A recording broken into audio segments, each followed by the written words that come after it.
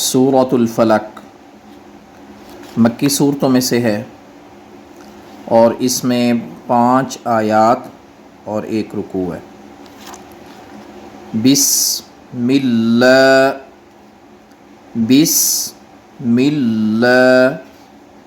الرحمن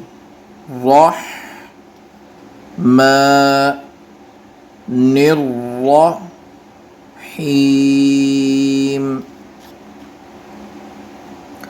قل اعوذ برب الفلق۔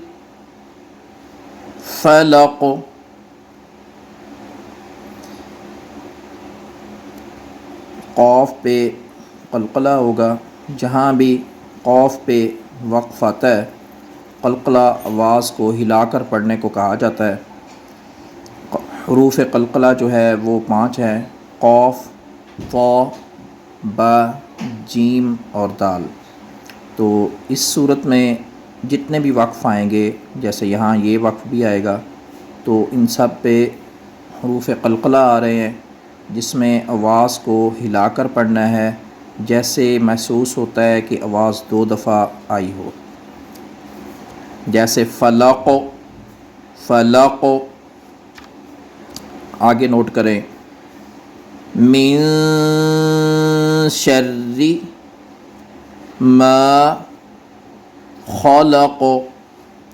یہاں 2 باتوں کو نوٹ کریں۔ ایک تو یہ ہے کہ یہاں اخفا کریں گے ہم، اخفا ناک اور منہ دونوں سے ادا کرنا ہوتا ہے، آواز روک کر رکھنی ہوتی ہے ناک اور منہ دونوں پہ۔ من،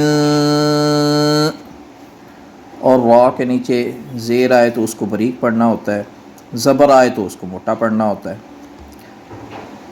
خلق، یہاں ہم وقف کریں گے تو اس کو قلقلہ، حروف قلقلہ میں سے قاف آیا ہے تو آواز ڈبل آئے گی، خلق۔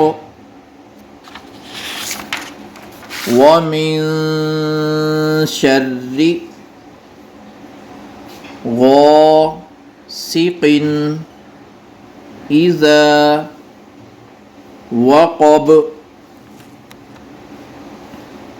غائن کو پر پڑھیں گے، غو، ذال کو نرمی سے ادا کریں گے، قاف بھی پر پڑھا جائے گا، موٹا کر کے پڑھا جائے گا۔ یہاں قاف کو موٹا کر کے پڑھیں گے اور با کے اوپر قلقلہ ہوگا، وقب۔ وَمِن شَرِّ النَّفَّاثَاتِ، پہلے را کو نون سے ملاتے ہوئے غنہ کرنا ہے، فا اور سا دونوں کے اوپر کھڑی زبر ہے، لہٰذا دونوں کو برابر لمبا کریں گے۔ نفاثات فی العقد، یہاں بھی حروف قلقلہ میں سے دال ہے تو آواز ڈبل آئے گی، فی العقد۔ وَمِن شَرِّ حَاسِدٍ اِذَا حَسَدَ۔